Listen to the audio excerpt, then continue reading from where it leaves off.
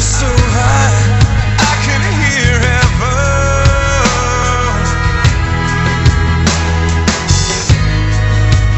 I'm so high, I can hear heaven. Oh, but heaven, no heaven, don't hear me. And they say that a hero can save us. I'm not gonna stand here and wait. Hey, what's up, everybody? This is Mark Spencer once again. NHL review numbers.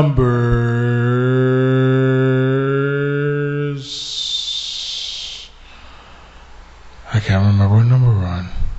NHL review number 6, I think. I am. We're number 6. We're number 7. Number 6. Number 7.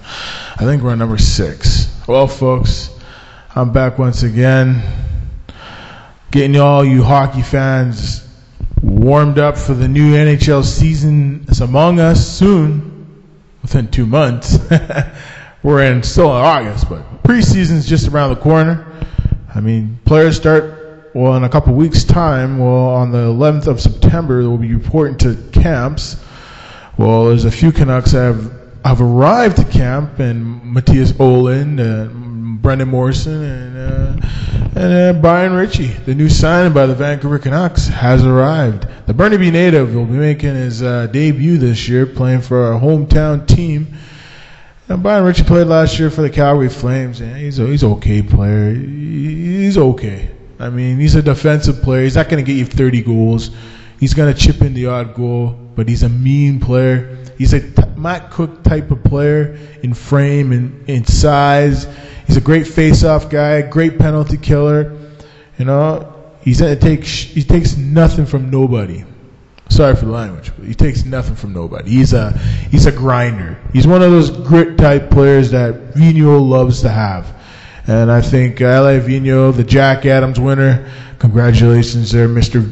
Alain Vigneault. Congratulations, Roberto, out in Vancouver, my hometown. Well, hey, congratulations to both of you guys, because of you guys, the Vancouver Canucks are back in business, attracting big-name free agents. What I've been hearing, that Vancouver Canucks are in talks right now with Jason Allison, formerly of the Toronto Maple Leafs, and Eric Lindros, the Big E. Well, yeah, I'm hearing that they're in talks with both of these guys, and they could ink one of the two within the next couple of days or the next week to 10 days. So we'll see what happens. As it gets closer to training camp, you might see those guys trying out for the Vancouver Canucks. Or even Anson Carter. Here's another guy that has all the ability in the world, does what he has to do, works hard, determined, always focused, but he hasn't been the same player he once used to be when he was in Vancouver playing with the Sedin Twins. And the Sedin Twins have never been the same without Anson Carter. So I feel that Vancouver will give him a try. I think they'll sign him. I just got a gut feeling, that Dave Noyes is going to pull a rabbit out of the bag and sign this guy. I think he'll give him a tryout in training camp, and I guarantee he's getting a contract. So, and it's good to hear that Trevor Linden did resign with the Vancouver Canucks, because I feel he's one of the, he's the face of the franchise, no doubt about it, man. He's one of the great leaders that's left in the sport. Without Trevor Linden, there is no hockey, folks. You got to give him a thanks, because without that guy negotiating for the players, there probably wouldn't be hockey right now. They'd probably still be in labor disagreements still. And I mean, Trevor Linden did save the NHL. I don't care what anyone says. He's just one of the great people in the world, nicest people. I mean, he is the man, dude. He always helps out, the hospitals and stuff. Even when I was a kid, I remember Trevor Linden coming to the hospital I was at. Him and a few of the other Canucks. I always remember that. He was a good person, no doubt about it. Good people like that deserved to come back and play for the team he began his career with. He had an outstanding playoffs. He led the Vancouver Canucks with 16 points in the playoffs. He was awesome. He looked like the Trevor Linden of old. Can he return to the Trevor Linden that got 30 goals plus a season? I always wondered. But he's turning 30. He's 37 now. We'll see what happens, Trevor. You are the man, dude, far as I'm concerned. In my book, you're the man. I'm glad they re-signed you. You're the man, no doubt about it. It's good to see that there's other news. Good to hear that the Columbus Blue Jackets have signed Mike Peca. I didn't expect that was going to happen. I thought the Rangers would have signed him, but I guess that's what happens. So, that's just the name of the game. You win, you lose. As simple as that. Amir and Danny Markov has wind his two teams down to Boston and I believe it's Pittsburgh. The Pittsburgh Penguins. I'd never rule out the Pittsburgh Penguins.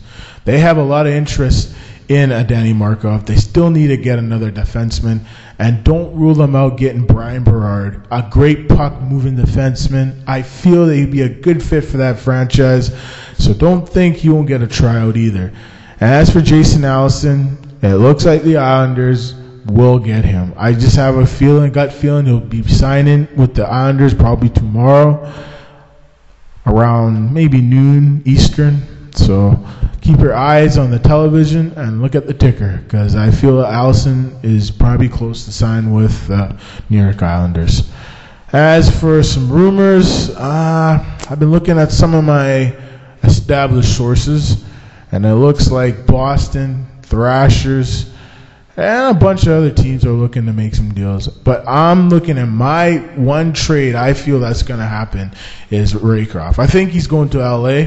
I think a good deal with him going there with maybe a young Matt Stajan exchange for Dan Cloutier, a number one pick, and a prospect. And that's a good deal for both teams.